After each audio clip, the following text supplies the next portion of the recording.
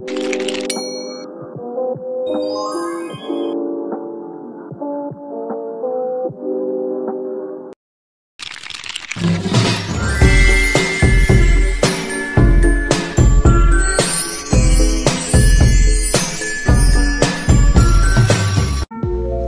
up with you all? For today's mini vlog, mag-get ready with me ako kasama kayo. Syempre sa pag-get ready with me, hindi talaga nawawala ang makeup. Aminin nyo, di ba? So this makeup was given by my partner. Mahalata talagang bagong gising ako kasi tignan mo naman yung buhok ko mga ate.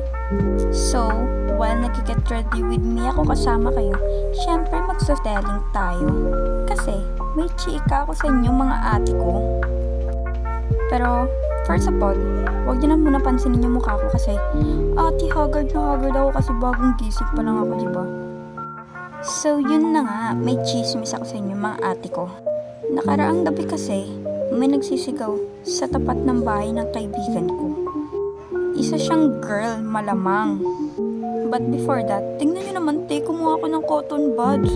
Kasi yung mata ko nagluluha. Siyempre, dahil sa effort ko, dapat hindi nagluluha ang mata ko kasi sayang talaga Continue naman si bakla sa pagiging maarte. Tutuloy natin yung chismis mga ate ko. So yun nga, nagsisisigaw siya sa harap. Alam mo ba kung anong oras na nun? 12 midnight until 1 AM. Kaloka, diba? Kasi nga, gusto niyang suyuin si Guy. Dahil nag-break sila kahit 1 day pa lang sila. Kaloka, alam mo hindi yung Guy yung lumabas ng bahay, kundi yung papa ni Guy. So yun na nga, nag-away silang dalawa ng papa ni Guy. At alam mo ba mga ate ko, dinidinay siya ng Guy. Kasi nga, hindi siya talaga gusto ng Guy. Pinagtitripan lang siya. Ang sabi pa niya, gusto niya daw makausap si Guy. Sabi ni ate girl. Ayaw nga siya makausap ni Guy kasi nga hindi naman talaga siya gusto. So yun nga, madami na talagang kumausap sa kanya before pa lumabas yung papa ni Guy. Pinapauwi na siya kasi nga nag-i-skandalo na siya. Ang dami nang nagigising. Ang dami na rin dong gustong matulog. Kaso hindi makatulog kasi nga sigaw siya ng sigaw. Alam mo, before mangyari yung mga ganun, gabi pa lang, dinalhan na ni ate girl si Guy ng Jollibee kasi nga gusto niyang ayusin yung relasyon nila. Kaloka diba, susuyuin niya lang si Guy tas may dala pang Jollibee. Wow, sana all. Aminin nyo, pag sinusuyo kayo ng jowa nyo, gusto nyo may ganun din, diba? Totoo? Agree! Just yun nga, until now ate, nag-a-assume pa rin na magustuhan siya ni Guy. So yun nga mga ate ko, galit na nga yung papa ni Guy kasi nga ayaw pa umalis ni ate girl. Tapos, yung papa pa ni Guy ay nakainom. Naaawa na lang talaga ako kay ate girl kasi nga nagmamakaawa siya para magstay si Guy sa kanya. Tinatakot siya na ipabarangay, kaya umuwi na siya.